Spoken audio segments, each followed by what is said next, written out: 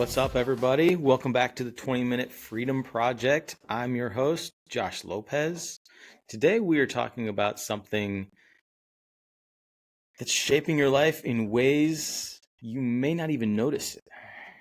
Something that affects your ambition, your goals, your habits, and even the way you think. We're talking about peer pressure.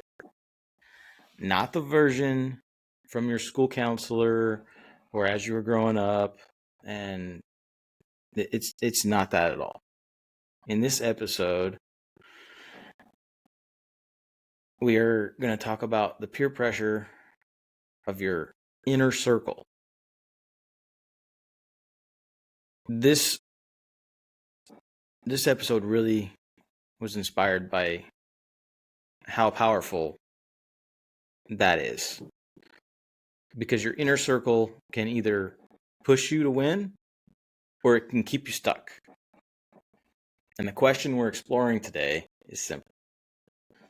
Are the people around you helping you win or holding you back from even starting?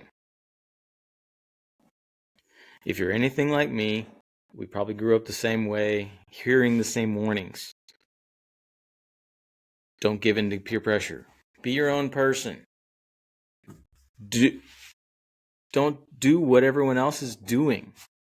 Or, my favorite, if everyone else is doing it, then so if everyone was going to jump off the bridge, you're going to do that too?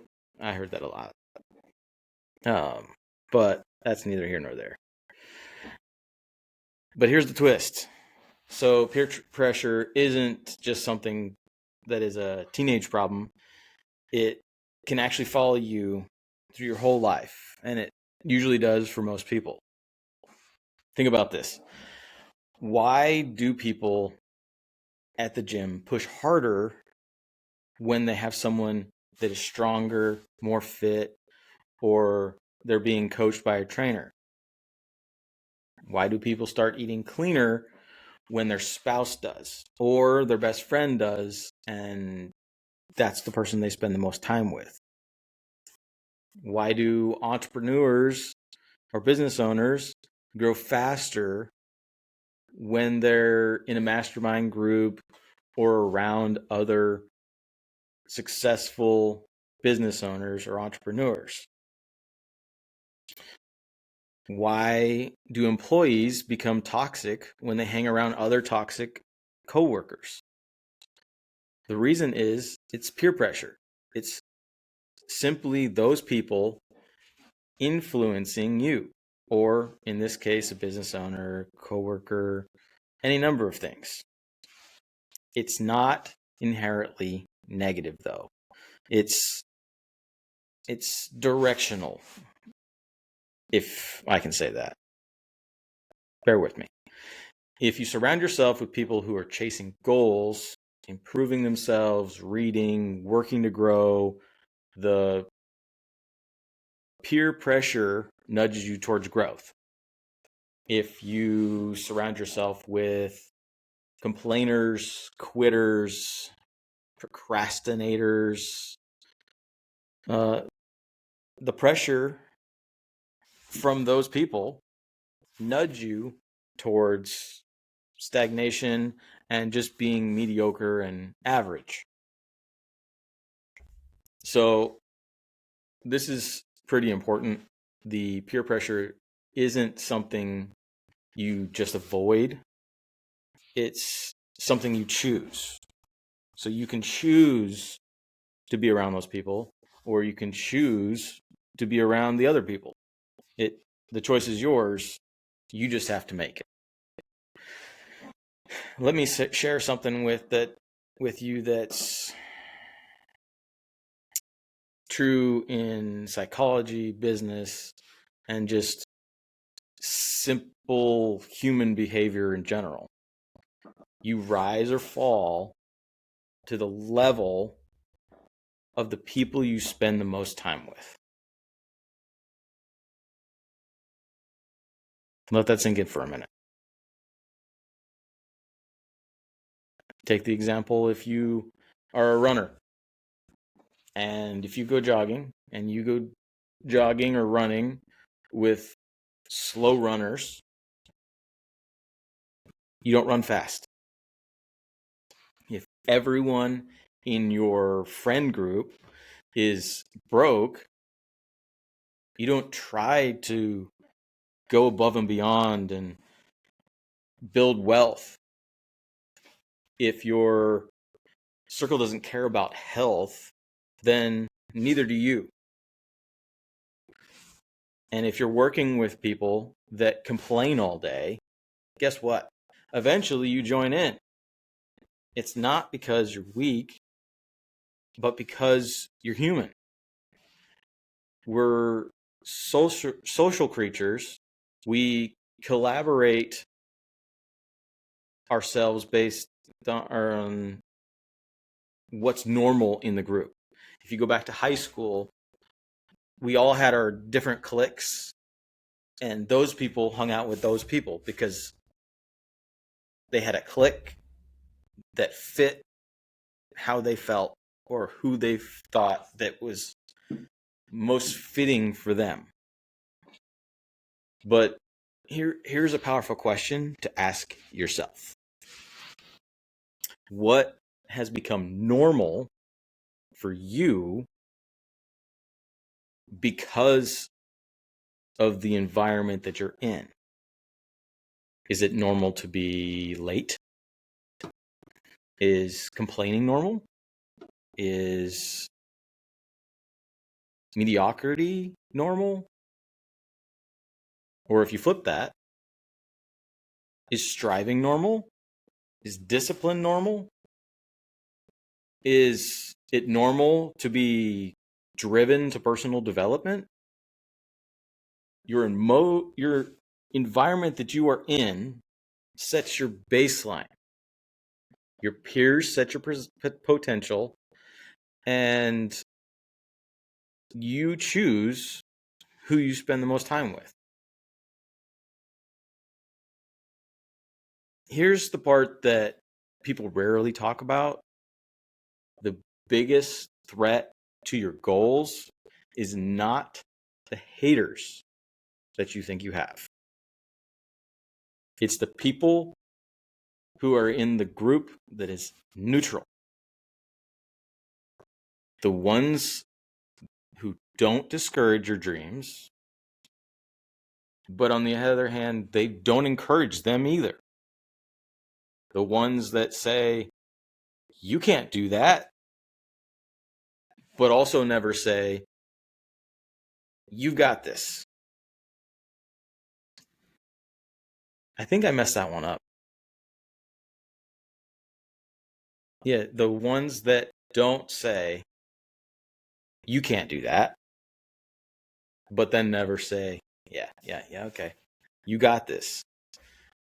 The friend who doesn't openly talk trash, but also doesn't cheer you on and clap you on the back and say, hell yeah. Neutral people are very, very dangerous to your growth because they can create a subtle environment where ambition is optional and is not expected of you. Think about when you tell someone about your goals. I want to lose 30 pounds. I want to start a new business. I want to read 50 books this year. I want to improve my mental health, or any other number of things. If the response is, oh, that's cool. Nice. Good luck with that. That's not neutral. That's dead weight.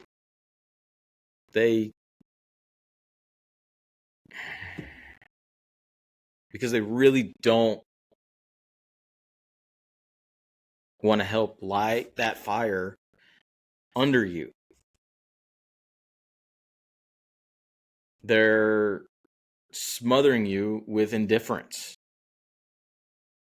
It's like taking the oxygen away from a fire. It begins to kill it. People who don't care whether you win or lose are just as harmful as people who hope you lose. Let me repeat that in a different way. The people who don't care about your success and your growth are just as harmful as your quote unquote hater or your enemy. Indifference is a quiet form of sabotaging your growth. Let me share a quick personal story to try to bring that home. There was a time in my life when I was surrounded by people who were comfortable and okay with just existing. They were comfortable with mediocrity. They were comfortable with small goals, and they were just comfortable staying exactly where they were. And I went along with it, but I also felt myself slowly slipping into their rhythm of just indifference and being comfortable with where they were. Not because I wanted to be mediocre or average or comfortable, because I was hanging out with those people, spending time with them, and nobody around me was even pushing me to be more or do more. It wasn't until I intentionally started surrounding myself with people who were thinking bigger, they were working harder, they were talking about business ideas or strategies instead of gossiping and worrying about what everybody else is doing and planning their goals instead of going to that party or going to do this or that. They were pushing themselves. When I started spending time with those people, the things in my life began to shift. Suddenly, I didn't want to be the same version of myself anymore. Their hunger had started to rub off on me, just like the previous group had rubbed off on just kind of being comfortable. But in this group, I saw the level they were at. Their energy had began to elevate mine. Their discipline became a mirror and reflected back on me. This is why your environment and the people you spend the most time with matters so much. You become who and what you're around the most. So let's get tactical with it. Grab your phone. If you're driving, you probably should not be doing that, but take a mental note and do it when you can find a place to pull over. Or I guess you can just make a mental note or make a list in your mind and do it mentally. The top, you're going to audit the top 5 people in your life. Pick it up, look in your messages, your emails, whatever. Who are the 5 people that you're talking to the most? Not the 5 you like the most, but the 5 you engage with the most. Now, if you got your notepad open or your app on your phone, ask these questions. Do they inspire me? Do they elevate my standards? Do they call me out on my shit when I'm slacking? Do they celebrate my wins? Do they push themselves? Do they drain your energy or do they fuel it? Do they speak about growth or are they talking about excuses and complaining all the time? Someone that is lower on the level of ambition or drains your energy or feels like they might be trying to keep you stuck, it might be time to adjust the amount of time you're spending with that person, group, or in that environment. Not to cut them out entirely, just to adjust the influence level. If you are looking to grow and be bigger and have bigger things in your life, you owe it to yourself now and in the future to change that. One of the most common questions that I get when the topic of your peers comes up is, what if I don't have access to successful people? Like, I want to be a millionaire, but I don't know anybody that's a millionaire. If you don't know anybody that's a millionaire yet, let me tell you something that can help. Before you actually find the right people to be in your influence and to be friends with and to spend the most time with, you must become the right person. Because those people, if you're still in the other group, are not going to want to spend time with you. But while you're becoming that person, there are a couple things you can do. You can consume success through podcasts, books, audiobooks, YouTube interviews, YouTube videos, biographies, courses, different online communities. The list can go on. And you'll actually be shocked on the people you start to get to know and how much your identity is shifting just from changing what you're consuming. Say you're normally watching some interesting videos on YouTube or spending your time doing something else, and then you switch. It might be a little difficult in the beginning, but you're changing your environment and what you're choosing to consume in a day-to-day basis. You can get in new environments by joining a gym, join a mastermind group. There's a different community groups sometimes that can help you level up and find new people. Maybe there's a book club if there's maybe there's a success book club near you. There could be a volunteer organization that might fit where you're looking to go or where you want to be around more. And if you can't find the right environment that you're looking for, go out and create it. Because if you're looking for it, someone else is also looking for it. And you don't need a millionaire mentor to start. You can start by being mentored by someone that is not. You gotta take the steps up the ladder. You just need people who want more out of life like you do. You attract who you become. Elevate yourself, and better people will appear.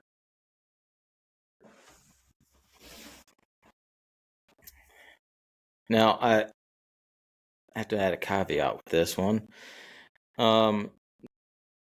This might not actually be something that it's going to feel great to hear, but it happens.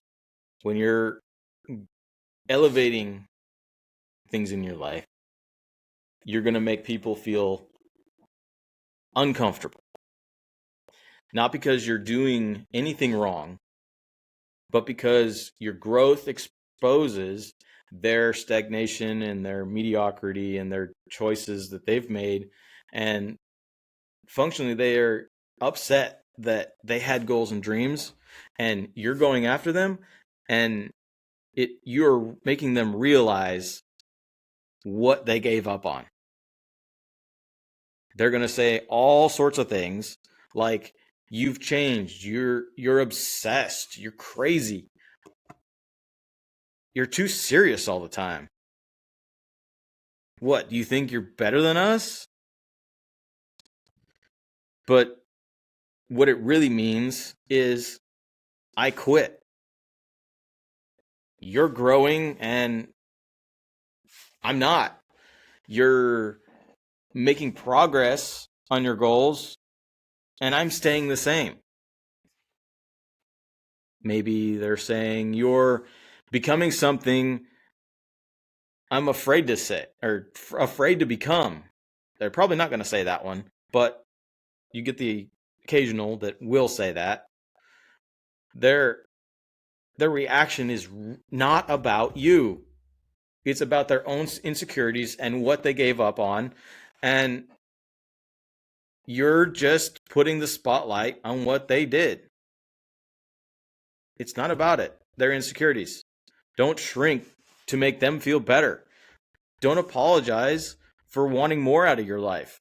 And don't lower your standards to make others feel comfortable. Growth is uncomfortable for you and for all the people who are going through it. It's also uncomfortable for the people that don't want to grow.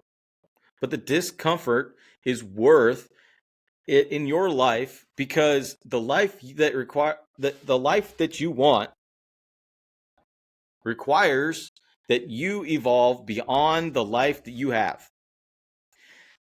That's you, or what you have in your life now is from what you have done up to this point. If you want something different, you will have to do different things. As simple as that. It's going to require you to be uncomfortable in situations.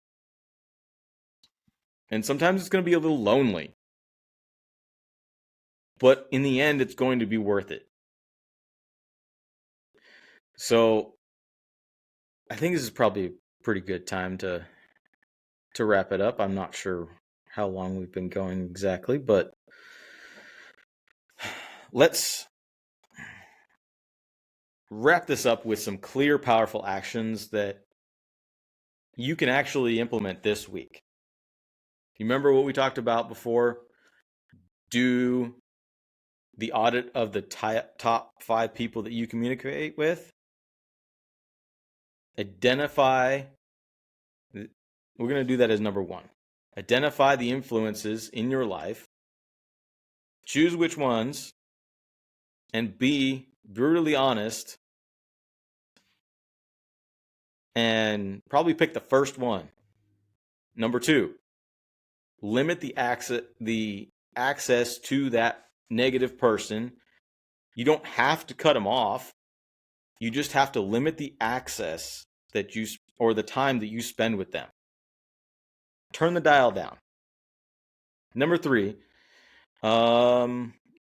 add one positive influence. This could be a person, a mentor, a book, community. Maybe you're going to join something that changes your environment instead of doing something. I would probably recommend both. But number 4 kind of goes along with that. Change your environment.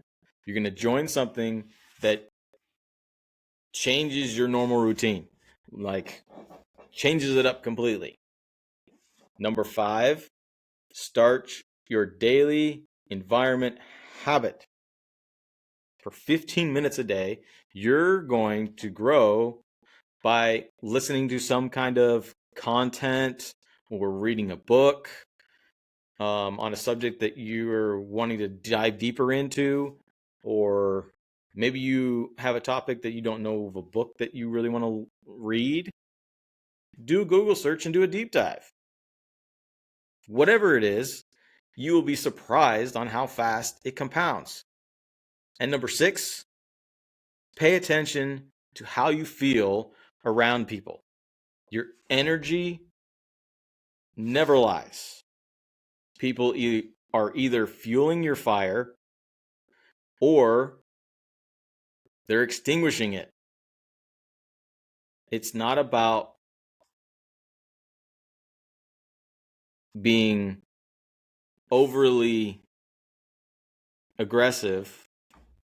It's about protecting the energy you have. You only have so much energy each day. But ultimately,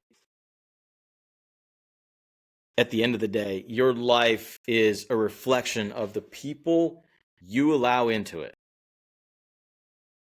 Peer pressure is working 24/7 through social media, through who you talk to. It's always going.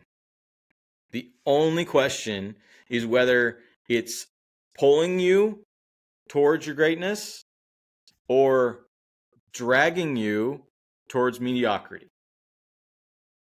Choose wisely. Your future depends on it. And if you got value from this episode, share it with someone that could use the information and is looking to better themselves. Keep building the life and business you love, and remember, freedom isn't found, it's built. Catch you guys on the next one. Broken dreams to unbreakable schemes. We rise through the fire, daily choices stack like